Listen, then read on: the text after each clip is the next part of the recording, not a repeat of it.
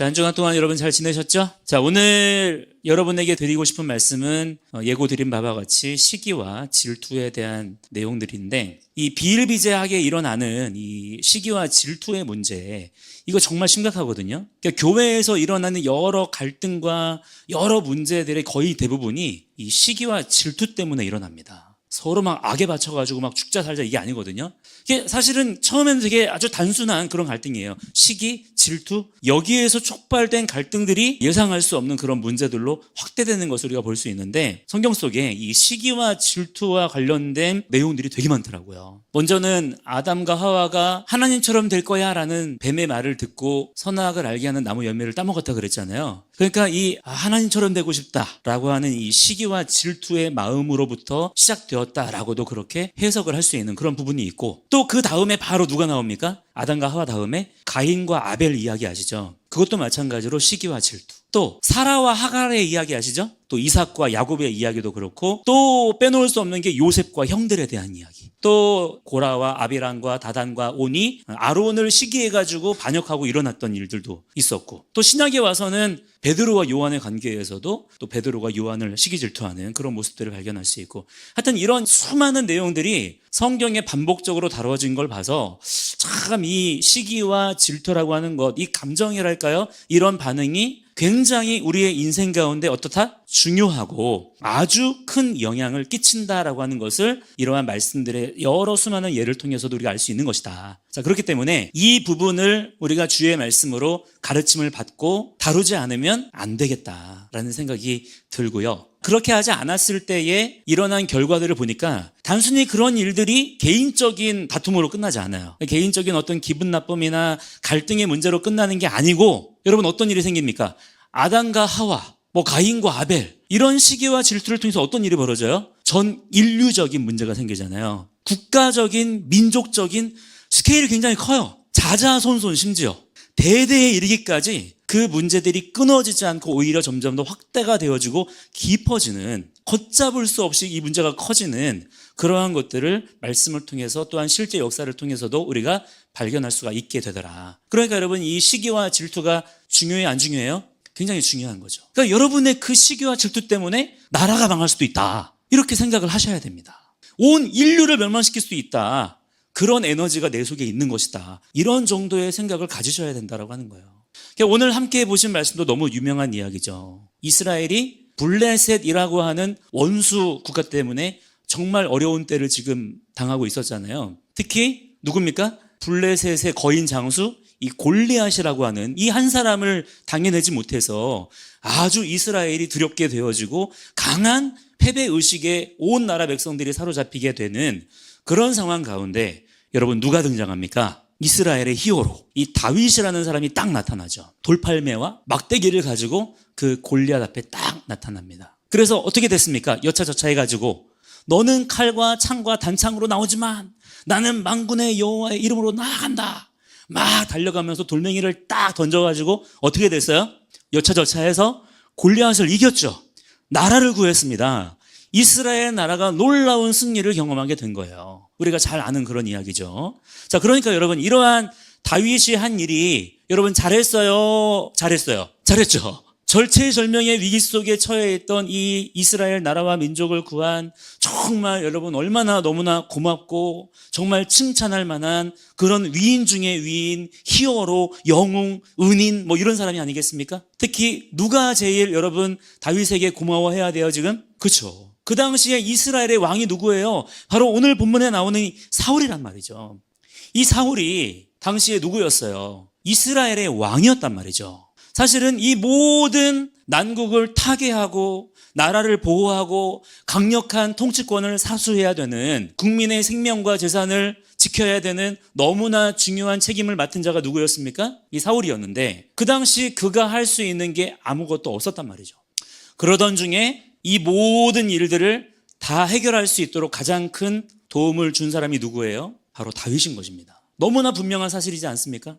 이스라엘 온 나라와 민족이 지금 그래서 기쁨과 환희와 승리의 감격으로 가득하던 그런 때였어요. 흥분의 도가니예요. 여러분 생각해 보세요. 우리가 월드컵 같은 데서 축구 경기 이기면 16강 가고 4강 가고 그러면 어떻게 됩니까? 온 나라가 축구 하나 이긴 거 가지고도 흥분의 도가니에 사로잡히잖아요. 난리가 나지 않습니까? 만약에 우리가 월드컵 우승한다고 생각해 보세요. 막 기업들마다 회사들마다 무슨 뭐 축하, 박예인 세일, 뭐 감사, 뭐 세일 하면서 경제적으로도 엄청난 돈이 막 쏟아지고 대표팀 뭐 감독이나 선수들은 막 퍼레이드 할 것이고 막 그렇잖아요. 하물며 여러분, 축구 경기 정도가 아니고 나라가 지금 완전히 망할 뻔했던 그러한 상황에서 이렇게 극적으로 기사회생하게 되었다라고 한다면 오늘 본문에 나오는 이러한 기쁨과 환희가 여러분 이해가 돼야 안 돼요? 너무나 되는 것이죠. 그것도 이러한 다윗에 대해서, 야, 다윗 진짜 대단하다. 진짜 다윗 잘했다. 진짜 멋있다. 우리의 사울 왕은 천천이다. 자, 이 말 자체도 여러분 사울 왕을 무시한 표현인가요? 이 말 자체가 어떤 표현이냐면 사울 왕을 인정하고 존경하고 높이는 말입니다. 이 천이라고 하는 것은 완전하다는 뜻이거든요. 사울 왕은 진짜 위대한 왕입니다. 우리의 진짜 왕은 사울입니다. 이런 표현을 이미 하고 있는 거예요. 그런데 그 사울 왕보다도 지금 일단 이 일에 대해서 너무나 엄청난 일을 행한 사람이 누구라는 거예요? 바로 이 다윗이라는 거를 여인들이 다윗은 만만이다. 이렇게 그러한 상황과 분위기 가운데서 표현을 한 것입니다. 뭐 이걸 가지고 어떤 분들은 이거는 여인들이 잘못을 한 거다. 이렇게 말씀하시는 분들이 계시던데, 그러나 지금 이 분위기와 상황을 여러분들이 상상을 해보시고 생각을 해보신다면 충분히 그렇게 표현할 수 있는 그런 분위기와 상황이었고 너무나 자연스러운 그러한 분위기가 연출이 되었던 것이다. 그렇게 생각하시면 될 것 같습니다. 자, 그런데 함께 기뻐하고 함께 그렇게 승리의 감격을 만끽하던 사울 왕이 한마디에 그냥 뒤집어져요. 어떤 표현이에요? 사울은 천천히고 다윗은 만만이다 라는 그 여인들의 말에 속이 뒤집어집니다. 그래서 8절에 보시면 어떤 표현이 나와요? 사울이 그 말에 어땠다는 거예요? 불쾌하였다. 그런 표현이 나오죠? 그리고 어땠다는 것입니까? 막 화가 났다는 거예요. 그러면서 옆에 있는 자들에게 그랬대요. 다윗에게는 지금 만만을 돌리는데 나에게는 천천만 돌리네? 그렇다면 이제 다윗 저 사람이 얻을 것이 나라 말고 무엇이겠느냐? 이제는 나를 끌어내리고 이 사람이 왕이 되겠구나? 이런 생각을 지금 사울이 가지게 되었더라는 거예요. 자, 그리고 나서 우리가 9절 말씀을 봐야 됩니다. 그날 후로 사울이 다윗을 주목하였더라.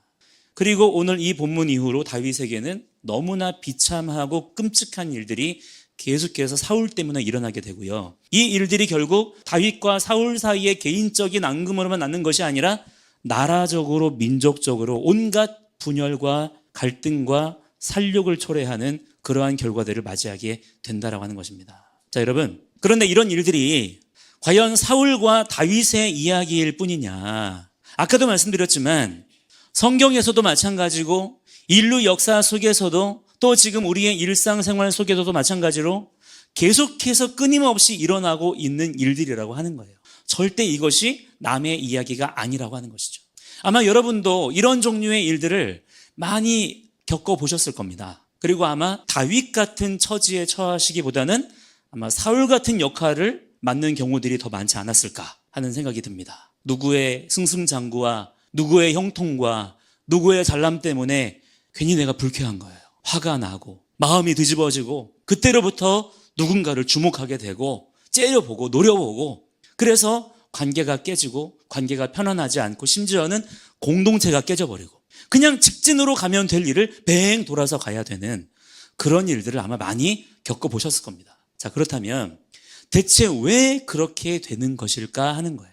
그냥 내 개인의 성질이 더러운 것일까? 아니라고 했죠. 개인의 성향, 특질에 따라서 결정되는 게 아니라 이것은 모든 사람에게 공통적으로 경험되는 일입니다. 마치 인간의 본성인 것 같아요. 인간의 본성처럼 나오는 것이고 아무도 이 감정, 이런 반응으로부터 자유로울 수가 있어요, 없어요? 없는 겁니다. 그렇기 때문에 우리는 반드시 이 부분을 진리의 등불로서 비춰봐야 되는 거예요. 이게 대체 뭐냐 이거죠. 자, 이 질투 또는 시기라고 하는 이 표현은 성경에서 히브리어로 칸나라고 하는 단어로 사용이 되었습니다. 이 칸나라는 단어는 그런데 어떤 뜻이 있냐면 다른 뜻이 또 있어요. 질투라고도 쓰이지만 그와 동시에 열정이라는 뜻도 가지고 있습니다. 영어 단어로 가장 가까운 단어 중에 하나는 패션이라는 단어가 있죠. 이 패션도 원래는 어떤 뜻이에요? 열정이라는 뜻도 있지만 또 뭐도 있어요? 고통이라는 뜻도 있잖아요. 또 영어의 질투를 표현하는 단어가 뭐가 있습니까? 질러시라는 표현이 또 있죠. 그 외에도 뭐 라틴어 제가 다 찾아봤어요. 다 마찬가지예요. 여러분 놀랍게도 이 질투라는 단어 있잖아요. 이것을 각국 언어에 사용되는 질투, 시기라는 단어들의 공통점이 뭔지 아세요? 질투라는 뜻으로만 사용되지 않는다는 거예요. 원래의 원어적인 의미는 뭐냐면 모든 각국 언어가 마찬가지로 열정이라는 뜻이 다 있습니다. 그러니까 질투심은 그냥 올라오는 감정이 아니라는 거예요. 원래의 오리지널 감정은 뭐라는 거예요? 열정이라는 것입니다. 원래부터 질투라는 감정이 따로 있던 게 아니고 열정이라는 감정의 왜곡과 변질로서 경험되어지는 것이 시기와 질투라는 사실을 우리는 알아야 된다고 하는 거예요. 자, 우리는 어떤 시각을 가져야 되냐면 항상 모든 것들을 볼 때에 하나님의 창조적인 관점에서 보려고 여러분 노력을 하셔야 됩니다. 그냥 우리가 경험되어지고 보게 되어지고 듣게 되어지는 모든 것들이 그냥 원래부터 거기에 있던 게 아니라는 사실이에요. 하나님은 세상을 어떻게 지으셨습니까? 완전하게, 온전하게, 거룩하게 지으신 줄을 믿습니다. 그것이 또한 성경의 증언입니다. 보시기에 좋았다 그랬어요. 그러한 세상 가운데 여러분 그런데 어떤 일이 벌어졌습니까? 죄가 이 세상에 틈타서 하나님의 그 처음 지으신 아름다움을 파괴시키고 오염시키고 변질시킨 것이 바로 지금의 이 죄의 역사인 거예요. 자, 이 세상에는 그 어느 것도 자기 스스로 생겨난 게 있어요, 없어요? 없는 것입니다. 모든 것은 전부가 다 하나님이 처음 만드신 것들의 왜곡과 변질이라는 점을 우리는 기억을 하고 있으면서 그 기준으로 살펴볼 수가 있어야 된다고 하는 거예요. 자, 그렇다면 지금 우리가 너무나 비일비재하게 느끼는 이 시기와 질투의 오리지널 감정은 무엇이라고요? 열정이라는 것입니다. 뜨거움이라는 거예요. 에너지라는 것입니다. 에너지. 자, 그렇다면 자, 이것을 처음에 누가 만드셨다 그랬어요? 하나님이 만드신 거예요. 하나님이 우리에게 주신 열정인 것입니다. 그렇다면 원래 이 에너지, 이 열정의 원래 오리지널 용도는 무엇이었을까요? 왜 하나님께서 우리에게 이러한 열정, 이러한 뜨거움, 이러한 에너지를 주셨을까요? 하나님의 우리를 향하신 뜻은 기본적으로 하나님을 사랑하는 것입니다. 하나님을 향해서 이 모든 것들을 사용하라고 원래는 우리에게 주신 것들이에요. 우리는 자주 하나님의 준엄하신 한 가지의 명령을 잊어버릴 때가 많이 있어요. 그게 무엇입니까? 신명기 6장 5절 말씀에 뭐라고 말씀해요? 마음을 다하고 뜻을 다하고 힘을 다해서 주 너의 하나님을 사랑해야 된다. 이 말씀을 우리가 지나가듯이 이해하면 안 되는 거예요. 여러분의 모든 느껴지는 감정들, 생각들, 상황들을 이 말씀을 기준으로 해서 살펴보시면 그 일의 본질이 보입니다. 여러분, 제가 늘 여러분 앞에 몇 번이고 강조합니다마는 하나님만이 우리의 창조주가 되신다 그랬잖아요. 이 사고방식을 우리의 삶 속에 자연스럽게 세팅하는 것이 너무나 중요한 거예요. 그러니까 그 어떤 무엇이라도 그냥 되는 거, 그냥 올라오는 거, 그냥 경험되어지고 그냥 일어나는 거 있다 없다? 그런 거는 없다는 것입니다. 먼저는 하나님의 원래의 뜻과 원래의 기준이 있는 거예요. 그 가운데서 지금 우리의 현실 속에 경험되어지는 것들은 뭐냐? 죄로 인한 왜곡과 변질이다. 이러한 관점을 갖는 것이 너무나 중요하다라고 하는 겁니다. 자, 따라서 여러분, 지금 우리 안에서 시마다 때마다 올라오는 이 시기와 질투, 또 뭐 비방과 악의와 수근수근 거리는 것들, 이러한 것들이 개인적인 관계만이 아니라 우리가 누구 잘 되는 꼴을 못 보잖아요. 하여튼 뭐 유명인이라고 하면 어떻게든 그 사람 흠잡으려고 하고, 어떤 일이 잘 되겠다 그러면 어떻게든 그것을 폄하하려고 하고 비판하고 깎아내리고, 그런 일들. 물론 우리가 객관적인 분석과 판단과 성찰, 뭐 비판 이런 것들은 필요하겠습니다만은, 그러나 과연 그런 것들이 실제로 여러분 얼마나 됩니까? 거의 대부분은 나의 그냥 쓴 마음이 나오는 거죠. 나의 마음에 쓴 뿌리, 속이 막 뒤집어지고 그냥 막 짜증나고 불쾌한 거예요. 짜증나고 샘나고 시기하고 질투하고, 그래서 비방하고 과장하고 깎아내리고, 이렇게 되는 일들이 훨씬 많지 않습니까? 이런 수많은 우리 일상의 감정들이 사실은 하나님을 향한 선한 열정과 에너지의 왜곡에서 발생되는 것들이라는 사실을 우리는 기억을 해야 된다 이 말이에요. 그렇다면 과연 우리가 원래 가져야 되는 열정과 에너지란 무엇이냐? 하나님의 말씀을 듣는 것입니다. 하나님의 말씀을 지키는 거예요. 그리고 그 지키고 있는 하나님의 말씀을 준행하는 것입니다. 여기에 그 에너지를 원래 써야 되는 거예요. 그러라고 우리에게 오늘도 생명을 주시는 것이고 힘을 주시는 것이고 건강을 주시는 것입니다. 여러분, 우리의 감정도 마찬가지입니다. 우리의 기쁨, 우리의 슬픔, 우리의 분노, 우리의 어떤 평안함, 막 뜨거운 마음, 의욕, 이런 것들이, 이 감정을 하나님께서 우리에게 주신 이유가 무엇일까요? 그냥 그렇게 그런 거 가지고 자기 소견에 옳은 대로 살라는 것이겠습니까? 감정이라고 하는 것은 하나님께서 우리에게 주신 예배의 도구입니다. 단순히 딱딱한 지식과 정보를 가지고 하나님께 우리가 나아가게 되는 게 아니라, 우리가 여러분 AI와 다른 게 무엇입니까? 우리 각 사람이 짐승과 다른 게 뭐예요? 풍부한 감정을 가지고 있다는 거잖아요. AI가 여전히 흉내내지 못하는 것이 무엇입니까? 사람의 이 풍부한 감정을 AI가 여전히 그것을 표현하는 것을 해결을 못하고 있잖아요. 사람과 짐승이 다른 것이 무엇인가요? 짐승도 나름대로 감정을 표현하긴 합니다만, 그러나 사람처럼 이렇게 풍성한 감정 표현이 불가능한 거죠. 하나님의 우리를 향한 의도는 하나님을 더 풍부한 감정으로 사랑하고 반응하고 느끼면서 생생하게 그렇게 살아내라는 거예요. 여기에다가 우리의 모든 마음과 우리의 힘과 뜻과 생각과 지식과 감각을 집중을 해야 된다라고 하는 것입니다. 이게 우리의 오리지널이다. 그런데 문제는 그렇게 안 된다는 거죠. 지금 그렇게 안 하고 있다는 게 문제가 되는 거예요. 여러분, 나를 향하신 하나님의 부르심을 기억하는 자들이 돼야 될 줄 믿습니다. 그런데 하나님의 부르심을 우리가 너무나 쉽게 망각해요. 나의 사명이 무엇인지 놓쳐버렸어요. 내가 지금 하나님의 영광을 위해 무슨 일을 해야 될지를 몰라요. 생각을 안 하고 사는 거예요. 나는 분명히 하나님이 지으신 하나님의 형상인데 전혀 사는 것은 그렇게 안 살아요. 그러니까 우리의 이 원래 열정과 원래의 에너지가 엄한 대로 막 뻗어가는 거예요. 이 뜨거운 열정이, 이 강력한 에너지가 하나님이 아니라 다른 곳을 향해 가니까 그 부딪히는 것들이 상처를 받고 넘어지게 되고 관계가 깨져버리는 그러한 역사들이 나타나게 되는 것입니다. 오늘 본문에 나오는 사울을 보세요. 여러분, 사울은요, 하나님께서 직접 지명하여 세우신 이스라엘의 초대 왕입니다. 여러분, 그가 받은 사명이 무엇일까요? 그냥 이스라엘의 왕으로서 그냥 모든 권한을 위임받은 겁니까? 그렇지 않아요. 이 왕이라고 하는 자리는요, 물론 권한이 있고 권세가 있지만, 그러나 사실은 무엇이 더 중요합니까? 왕으로서의 책임과 사명이 있는 것입니다. 그것을 감당할 때 권한과 권세도 의미가 있는 거예요. 이스라엘의 왕으로서 여러분, 사울이 맡은 책임이 무엇입니까? 모든 이스라엘 백성들 중에 하나님을 가장 뜨겁게 사랑해야 되는 자가 누구예요? 바로 사울인 거예요. 왜? 왕이기 때문에. 모든 백성들 중에 가장 하나님 말씀에 열심을 내야 되는 것이 누구입니까? 바로 사울인 것입니다. 가장 모범적인 순종의 모델이 되어야 되는 게 누구예요? 바로 이스라엘의 왕인 사울인 거예요. 그래서 왕은 하나님 앞에서 모든 백성들의 대표성을 갖는 겁니다. 하나님께서 이 왕을 통해서 백성들을 굽어 살펴보시는 거예요.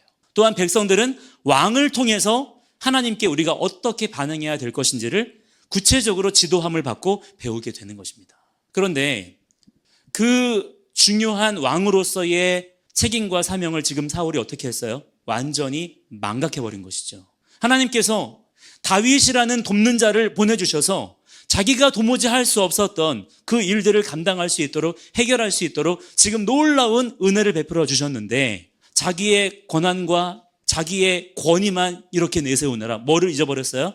자기의 사명과 책임을 망각해버린 거예요. 그래서 원래 하나님께 드려야 됐던 자기의 에너지를 지금 누구에게 쏟고 있는 것입니까?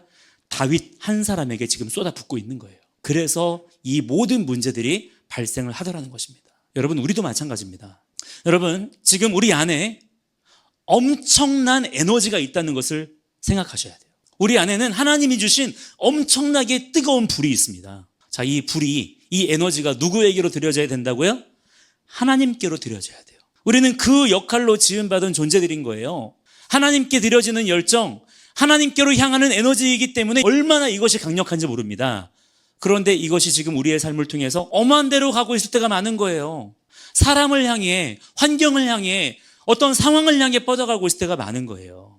그래서 문제가 되고 있는 것입니다.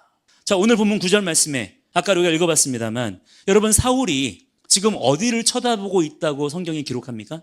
다윗을 주목해서 보았다는 거예요. 지금 여러분, 이 사울이 누구를 쳐다봐야 돼요? 다윗 쳐다볼 때예요? 이 승리를 주신 분이 누구십니까? 하나님이시고, 나라를 구원해 주신 하나님, 다시 한번 은혜를 베풀어 주신 하나님을 주목해야죠. 이스라엘의 왕으로서 하나님을 바라봐야 되는 거예요. 하나님을 주목해야 되는 것입니다. 그리고 다시 힘을 내서 나를 이스라엘의 왕으로 부르신 하나님이 주신 사명, 그 책임, 거기에 집중을 해야 되는 거예요. 그런데 지금 딴 데 쳐다보고 있더라는 것입니다. 자, 이럴 때 경험되어지는 것이 뭐다? 시기이고 질투인 것이다. 이것을 여러분 알아야 된다는 것입니다. 자, 여러분은 지금 어디 쳐다보고 계십니까? 누구를 보니까 막 속이 뒤집어져요. 그런 사람이 있죠? 막 샘이 나요. 왠지 저 사람이 나를 막 무시하는 것 같고, 저 사람 때문에 내가 인정받지 못하는 것 같고, 저 사람이 나를 괜히 뒤에서 막 흉보는 것 같고, 왜 이런 쓸데없는 감정들, 생각들이 내 안에서 막 올라오는 것일까요? 내가 그 사람을 주목해서 보고 있기 때문인 것입니다.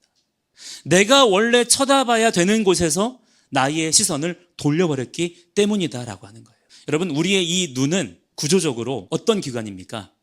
빛을 감지하도록 만들어져 있습니다. 이 우리 눈이 스스로 볼 수 있는 게 아니에요. 이 본다라고 하는 것이 무엇입니까? 우리의 뇌가 인지하고 해석하는 정보인 거예요. 우리의 이 눈은 그저 빛을 감지하는 감각기관에 불과한 것입니다. 그렇다면 여러분, 우리가 제대로 보기 위해서는 먼저 이 우리의 눈이 어디를 향해 있어야 될까요? 성경은 우리에게 말씀합니다. 주의 말씀이 내 발의 등불이다. 아멘이십니까? 주의 말씀이 내 길의 빛이다 라고 하는 거예요. 이 말씀이 여러분 믿기워 주시기를 바랍니다. 동의가 되시기를 바랍니다. 그렇다면 우리의 눈은 지금 하나님의 말씀을 향해 있어야 된다라고 하는 거예요. 어떤 사람, 어떤 상황을 바라볼 때 내 눈 가지고 그것을 주목하는 순간 여러분 기억하십시오. 내 마음은 뒤집어진다.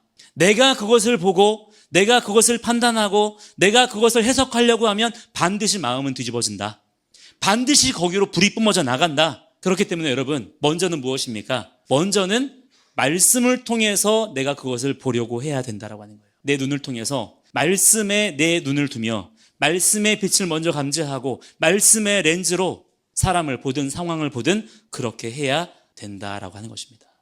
제가 오늘 설교를 앞두고 여러분께 질문을 카톡방에 요청을 했어요. 시기와 질투에 대한 얘기를 이번 주에 할 건데 혹시 질문이 있으면 해달라, 참고하겠다 그랬죠?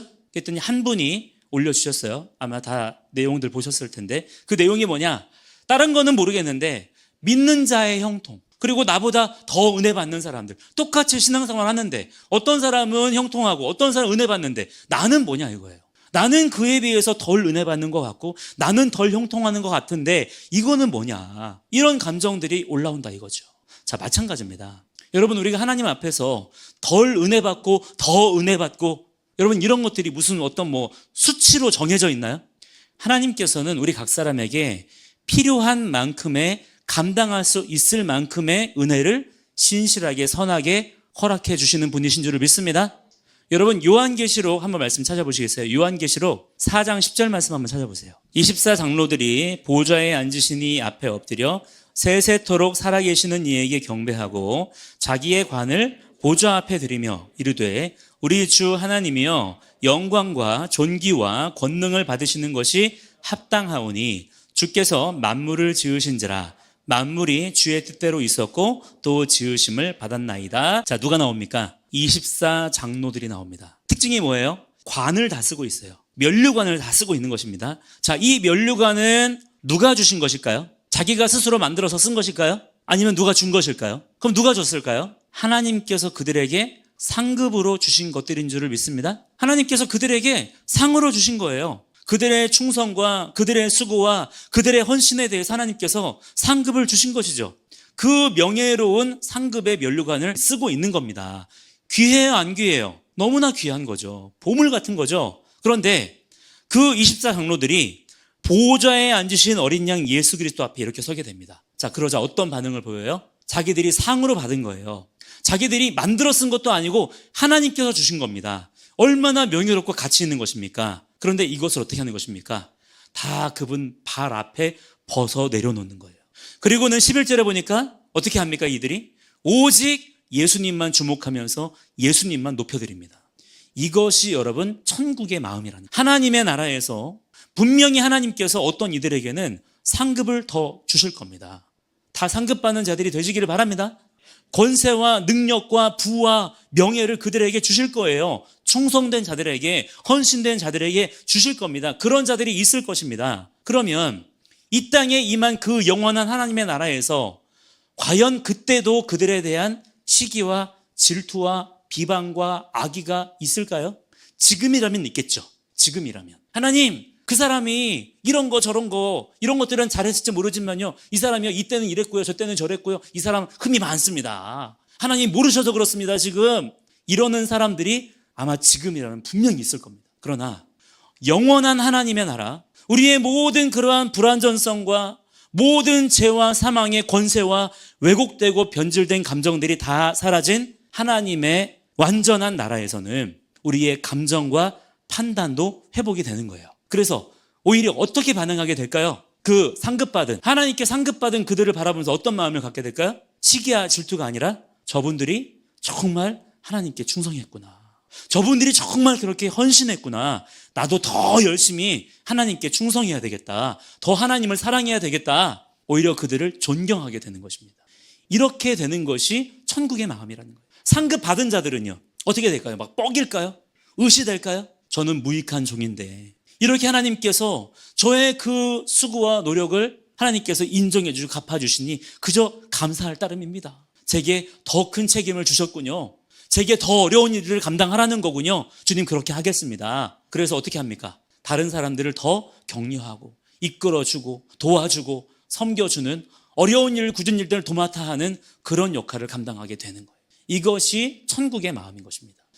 그런데 지금 우리는 어때요? 너무나 많이, 너무나 자주 지옥의 마음을 품고 사는 거예요. 꼴을 못 보는 거예요. 견디지를 못하게 되는 것입니다. 속이 막 뒤집어지는 거예요. 여러분, 천국과 지옥을 누가 가는지 아십니까? 어떤 사람이 천국 가고 어떤 사람이 지옥 갈까요?